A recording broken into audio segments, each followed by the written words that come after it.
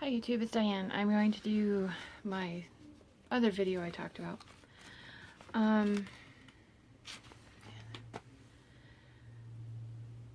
It's regarding an announcement for my channel.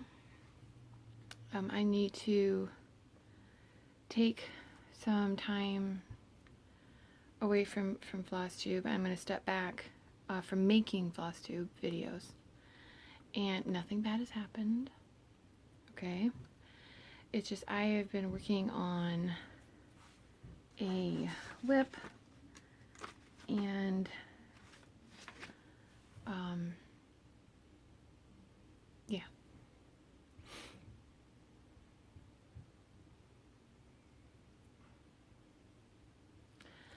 Yeah, my husband and I are expecting again. And I'll be quite blunt.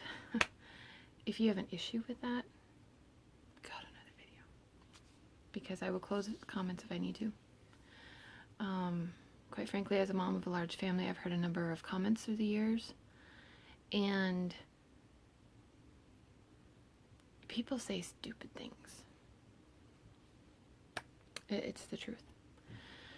But the most common thing people ask you, really? Those are all your kids? And I say yes, and they respond back, oh, well, we raised 8, or I'm one of 10, or people aren't offended for the most part. It's interesting in a country that you're encouraged to live your life and do what you want and da-da-da-da, as long as you're in this little box. If you try and get out of this little box, then they think they have the right to attack you, which is really dumb, because I'm not going to apologize for enjoying my marriage bed, quite frankly. And that's what it's at.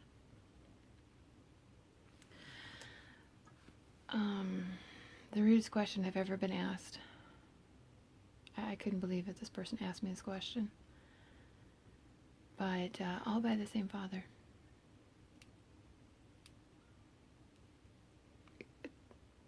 Excuse me? And it was a good thing this was a conversation over the phone, otherwise I probably would have smacked her.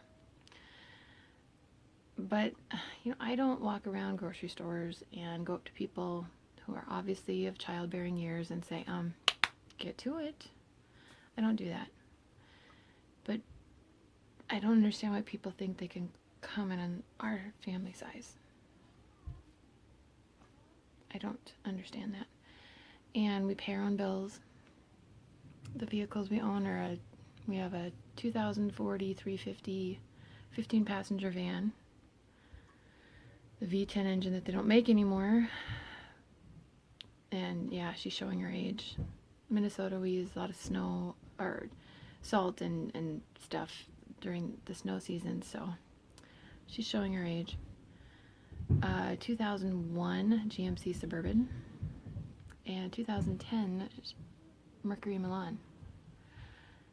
So yeah, we have the latest and greatest in cars. No, we don't. And we bought all those used. 2 of them were used for like a year, and then the other one was longer than that before we purchased it. We pay our own bills. We are not on any assistant programs. Those programs, I'm glad they're there when people need it, because sometimes you just need a helping hand. But we are not on any programs. So the idea, well, my taxes are paying for your kids. Bull. Although, if you ever figure out where your taxes are going and that black hole and where our taxes are going, please let me know. I would love to know where the taxes are all going. It doesn't make sense. And we're kind of double whammied, because our property taxes go into paying somehow in the public school formula, but we choose to homeschool, so we pay our taxes and then we turn around and have to buy curriculum for ourselves to use. And yes, it's a choice we made, and we'll do it. But yeah, we have to pick where our money goes, just like everybody else. And hubby's been blessed with a job that provides health insurance and dental and even ortho now, which is really weird. But, or I should say we haven't had that a lot over the years. But, yeah, you know, we make it work. We make it work, just like everybody else. You gotta make it work. I never imagined I'd be a mom of 14. I thought maybe 4. 14. Yeah, I'm having a hard time getting my head around the numbers. This is a surprise pregnancy. As in, we gave away the car seat. We gave away tons and tons of baby clothes. I threw baby toys away. That were broken type of, they weren't worth giving, which weren't worth handing off to anybody. Oh, we kept the crib because I said, well, in the next 10 years, it's very possible we'll have grandchildren. I'm not in a rush to become a grandma, but when it happens, I'll enjoy it. But yeah, it was a surprise. What I was going through health-wise earlier this year, beginning of this year, I thought I was at the other end of the spectrum. And, kind of learning, okay, how can I kind of transition better and all that. Never imagining I would take a pregnancy test and have it come back very positive, let alone so positive the little indicator window wasn't even indicating. Those of you who have taken those tests, you know what I'm talking about. Yes, I was pregnant when I went to Cincinnati. And I told a couple ladies at my table, and I told Leslie, our lovely hostess, and I even told Nora. Conversation wasn't about stitching. It was rather personal. It was a good conversation. And those of you who are going to meet her next year in Australia, you're going to love meeting her. She's very personable, approachable. Yeah, she gets nervous like I do. I'm very introverted, but yeah, you'll enjoy meeting her. You'll really, really enjoy it. So I got back and did the first OB visit, and first ultrasound, you saw the little heartbeat. You see, my husband and I weren't telling a lot of people at the time because we've had losses.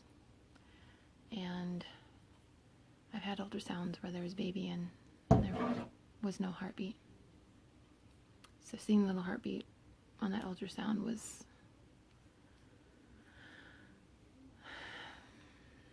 magical is the only term that comes to mind, but it's such a precious moment. A few weeks later had some strange bleeding. Went to the ER, ultrasound baby looks good. Went to my OB a few hours later, another ultrasound, baby looks good. Couldn't figure out what was going on. Still don't know why, but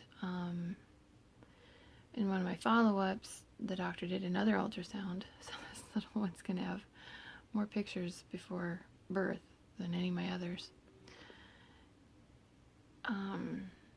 The doctor thought that he saw evidence, or signs, I should say, of potential placenta previa. Placenta feeds baby, and placenta previa, it's not in the right location, or it's not in a good location. It can cause major issues for baby and mom. So we had to have a level 2 ultrasound. Had to wait 4 weeks for it. Like, really? Make me stew for 4 weeks for this ultrasound. And went in. My husband and I went into the ultrasound. The ultrasound took over an hour. I was surprised. I mean, they measured baby every which way they can possibly imagine. I just sat there and watched the heartbeat. But zero signs of placenta previa. So I don't have to worry about that. Which, I didn't realize how, I knew I was nervous about it, but I didn't realize how anxious I was about it. and she said that, and it was just, it was like I could breathe. First time in 4 weeks I could breathe. And oh yeah, it was a good ultrasound.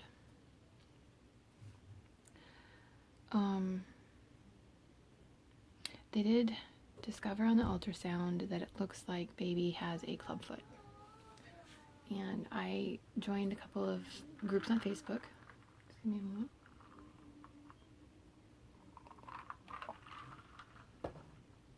About babies born with club feet. In a club foot, everything's there. Muscles, tendons, ligaments, everything. It's just for some reason in utero, baby gets used to holding his or her foot in an odd angle. Usually it's kind of turned in at an odd degree. And in order to treat, there are casts and braces involved. Not a lot of, there are some surgeries that could be involved. It depends on the degree. But I've been reading up a lot on it and getting familiar with the terms. One of the groups is located here in Minnesota, so okay, go to this doctor or this clinic, or finding that type of information. And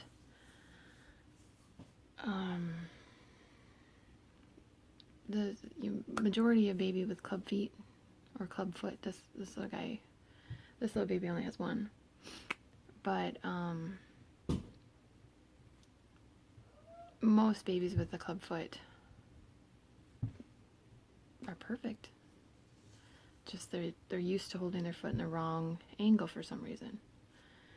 So casting to encourage them, as their feet grow so much in those first few months, especially, have it grow the correct direction, I'm used to holding it in the correct direction, and there are braces and other things involved. So it's very doable, and we'll do it. But yeah, I'll be having a cesarean. You may not comment on my birth plan. I actually had some of my babies have been induced, and we were part of a group, and they wanted prayer or prayer requests. And so he said, well, we're going to be induced on this day, pray for safe delivery and everything. I had a woman call me who had met maybe 2-3 times, and she lectured me for 20 minutes. You shouldn't be induced because blah, blah, blah, blah, blah. No medical training, no clue my medical history. And I didn't know her. Like, I'm going to tell her. It's like, well, why are you being induced? None of your damn business. I didn't tell her that, but I just let her go on her rant, and then we followed through with our plan, and our son was just fine. It wasn't my first baby, and it wasn't my first induction, so I knew it was coming. I knew. But anyway, some people think they have some right to tell you how to live your life. But I will probably be asked certain questions regarding this video. One, did you find out gender? After the ultrasound, my husband and I went out to lunch, and then we went to Babies R Us, and I said, we have to get a car seat. And so we got a car seat, stroller, whatever they call them anymore. I know my back will love that stroller, though. I know that. And reminded me why I should take my husband shopping more often, because I'm glad he trusts me and everything to go shopping to get what we need, but you're standing there's 4 aisles of car seats. And then he realized the cost. When did they get so expensive? Yeah, dear. But I always pick up an outfit for baby to come home from the hospital in. And so we picked up an outfit.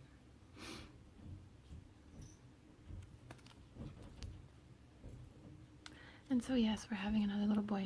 Oh, shocker that I would have a boy. So that'll make 11 boys and 3 girls. So an American football team and 3 cheerleaders. Let them fight over who's whom. And so yeah, let's just say on that shot on the ultrasound, he wasn't shy at all.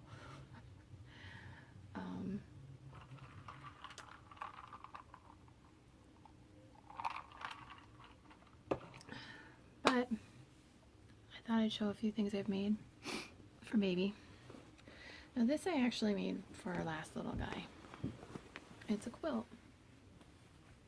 It's kind of an odd shaped quilt. Actually, it's a car seat cover. So you tie it on the handle.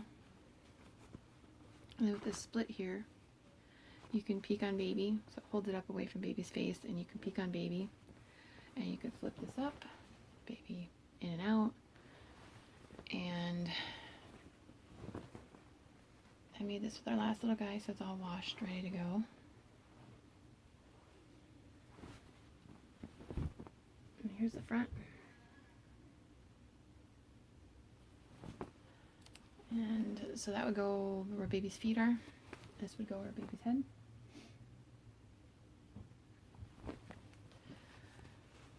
I've also used it just kind of as a play mat where I didn't know how clean the floor was. I could lay it out and let baby lay on it. I've done that too. I did that with our youngest. So I have that. And then I also made a quilt for him. Okay, this is going to take a little maneuvering.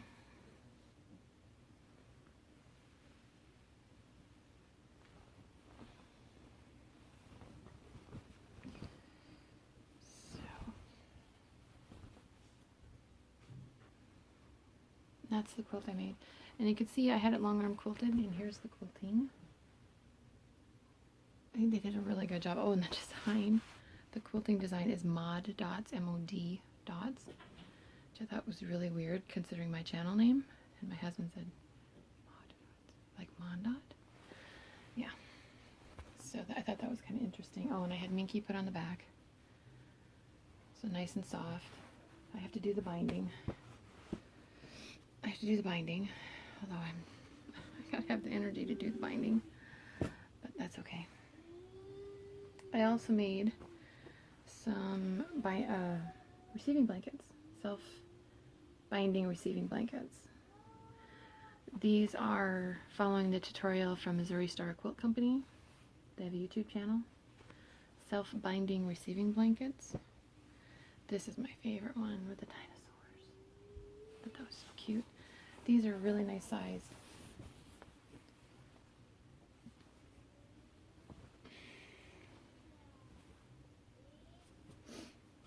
It's a really nice size to swaddle baby. Keep baby warm and comfortable.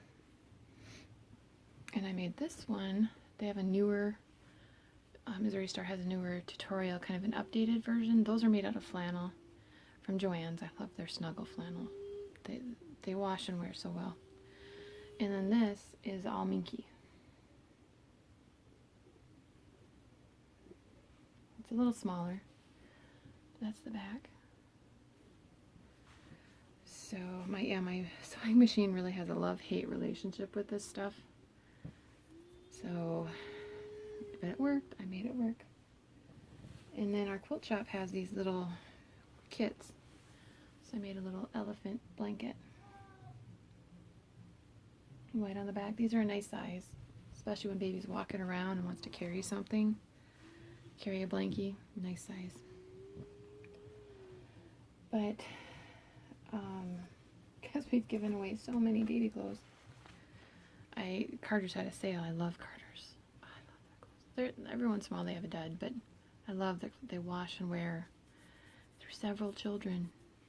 Just saying.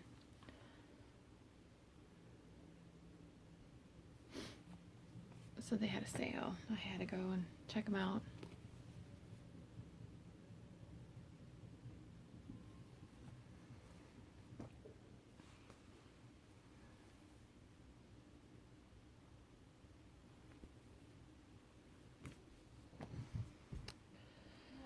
course, fire trucks and dinosaurs.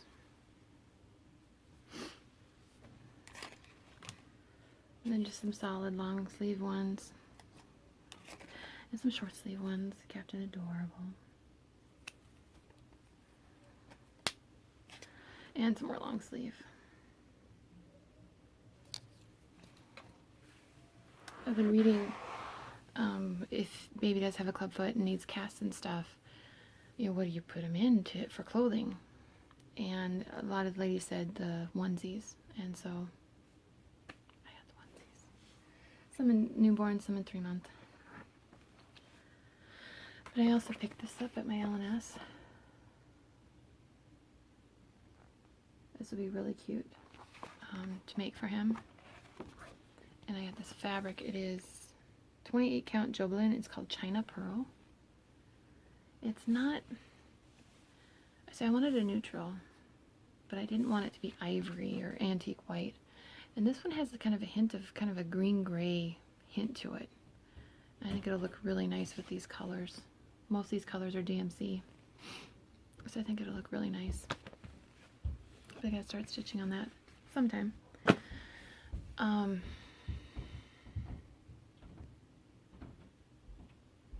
So question 1, did we know gender? Question 2, do we have a name picked out? Yeah, we do, but I'm not going to reveal it here on FlossTube. I do not feel comfortable doing that for my children at the age of 18.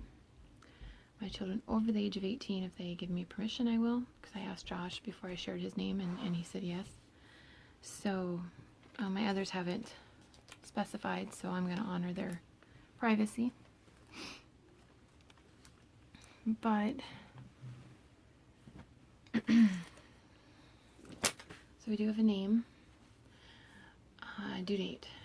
I am 26 weeks now, and in the next few months I'm going to have a lot more doctor's appointments because I've had some hiccups in the pregnancy, minor ones thankfully, but yeah, I'm going to have non-stress tests, and you sit there and you're monitored for an hour type of thing every week, and just a lot of doctor's appointments, not to mention new dental appointments for everybody and the typical stuff. So I'm just not going to have time to make YouTube videos. Kind of at the point where I feel like I need to kind of pull back where I can, and this is one area I can.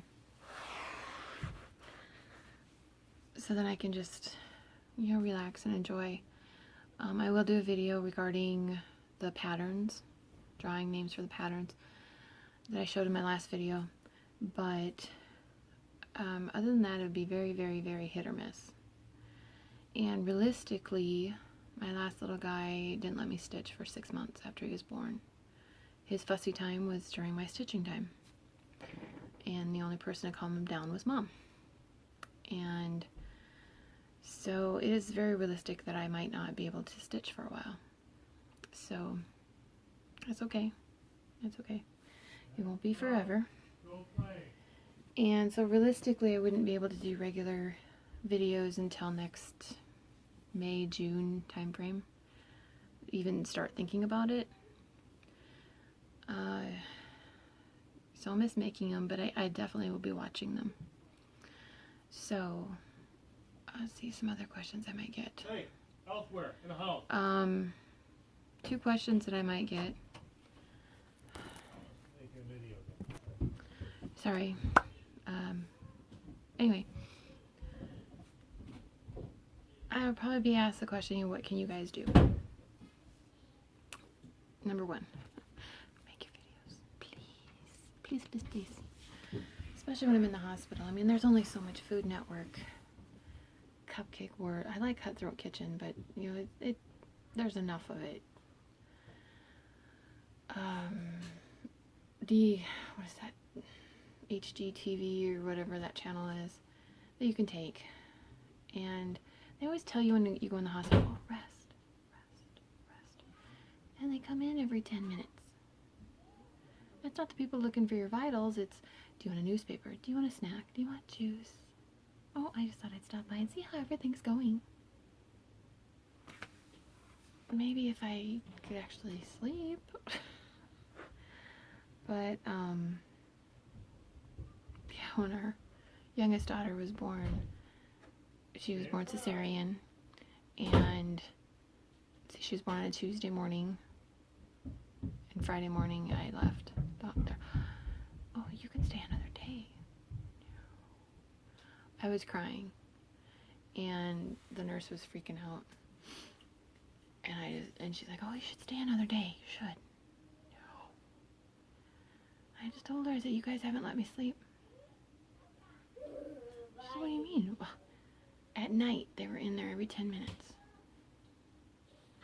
And then, especially the first night where the first 24 hours you can't get out of bed, they'd leave the bathroom light on. They'd leave the door open. I can't get out of bed. I would tell them, will you please turn the light off? Will you please shut the door? Oh, yeah. And they just walk out. And then on the Thursday after she was born, they came in, they woke me up at 6 in the morning. Woke me up at 6 in the morning. Because she was in the room with me. So I could get used to her signals and stuff, and yet the nurses were there if I needed help. And we were both sleeping. Come in at 6 in the morning. Well, we need to do her vitals. You know, weigh her and stuff. Oh, okay. So I said, well, she has to eat at 7. Okay, she'll be back by then. And they took her to the nursery. And so I got up and went to the restroom. I might have taken a shower. I don't remember. But I sat there. 7 o'clock.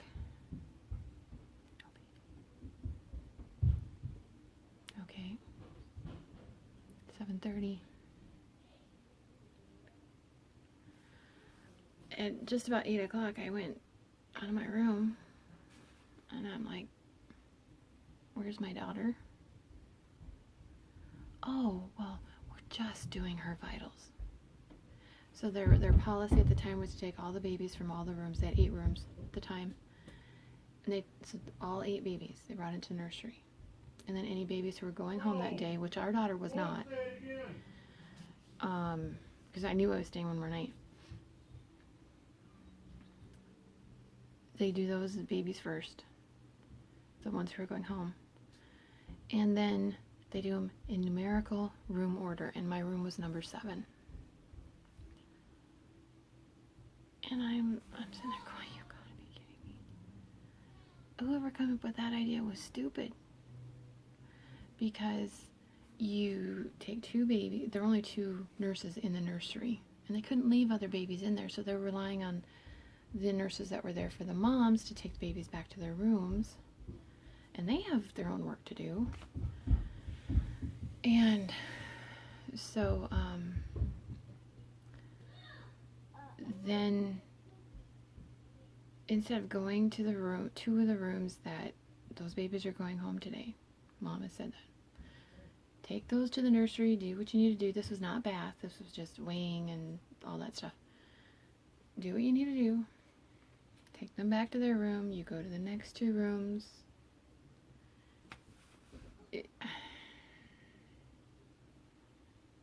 And here I am trying to establish breastfeeding. I told them she needed to be back at 7 to eat, and they totally ignored me. My phone's gonna jump here in a minute.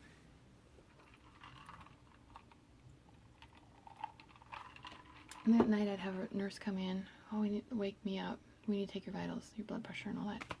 Okay, whatever. Oh, well, I'll just take baby's vitals now so we won't wake you up again. Oh, that sounds good. 10 minutes later, I have to take baby's vitals. She just did. Oh, well, I still need to see him. Really? And they want you to write everything down, and they kept taking my pens. I literally had one nurse come in my room, go, oh, there's a pen, and take my pen and walk away. And I'm like, you do realize I had a cesarean.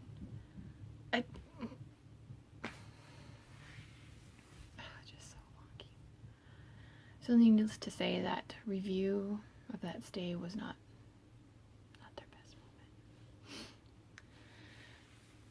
moment. So I will need something to watch. I'll have my iPad and my phone, and they have wireless, so please keep making your videos. And whether or not I can stitch, I can live vicariously through you.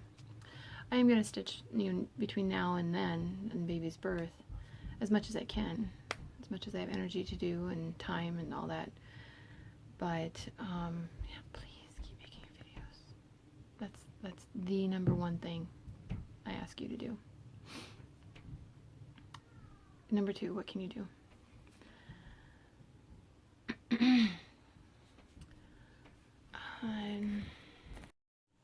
Okay, question two, what can you do? I am one that considers receiving disposable diapers a wonderful baby gift. Trust me, at 3 in the morning when you're changing diapers and you're opening a package you did not have to buy, a lot of good things are said about that person. So, with that in mind, I would ask you to consider buying a pack of diapers. Any size, any brand. On sale, not on sale, coupon, not coupon, organic, generic, what have you. And find a crisis pregnancy center, a women's shelter, a homeless shelter, a food bank shelf organization charity in your area, a disaster relief organization that services your area, and donate it. Those types of organizations usually have a shoestring budget, and they're always needing diapers. Always needing diapers. And you don't realize how far that package of diapers may go for someone. Here in the States, most child care situations, it's disposable only. They won't touch cloth diapers. So you have to budget for it. Well, if they receive a gift of some diapers, you know, it helps. Every little bit helps. And we often forget that community isn't the millionaires and billionaires and their donations. Glad when they do that. But it's this person doing this little bit, and this person doing their little bit, and their little bit, and their little bit, and all those pieces come together. And that's what helps the community and makes the community. I know here in our area they've done fundraisers for like ice arenas and expansions, and the latest one that they had, all of the monies that went into actually building it were privately donated.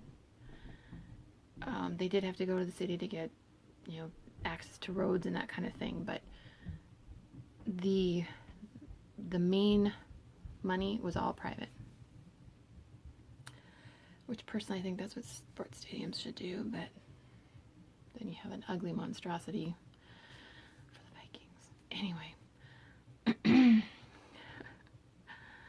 Yeah. I'm a wee bit biased on that, but that is what true community is everybody doing what they can, when they can.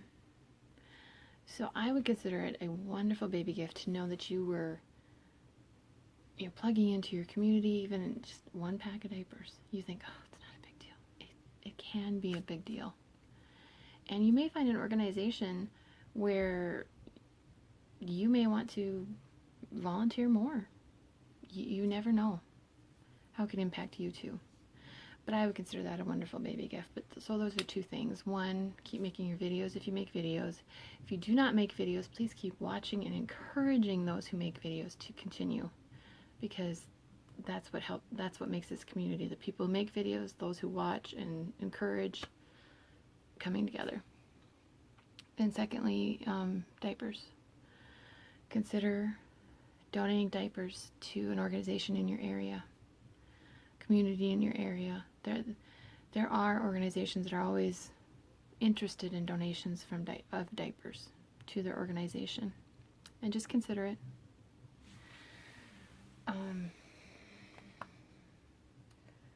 But yeah, those are the two things that I can think of right now.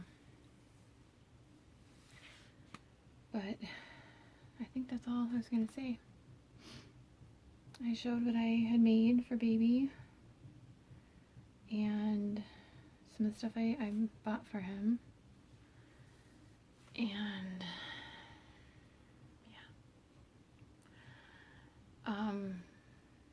yeah, this is a surprise to my husband and I. We were talking about it the other night. I said, boy, never imagined we'd be having another little one. I didn't think it would happen. I'm like, I didn't think it would happen either, but it did. And we're happy about it. And we're not going to apologize for having our children. They're blessings. Even on those days. They're blessings. They really are. And it's worth it in the long run. So I'm going to miss making these videos. But I do look forward to watching videos and still being part of the community somehow. And yeah, I don't know what else to say except keep stitching, keep enjoying all these videos and the new people making videos, those who step back when they step back in. Yeah, it's all good. It's all good. So I will probably still do some updates on Instagram. It's just mondot stitches on Instagram. Those of you who know my full name on Facebook, I will probably continue when I can to post to those groups. And yeah, I'll just go from there. But I hope you all are going to have fun with sales for the rest of the year and your stitching for the rest of the year. And I will talk to you when I can talk to you.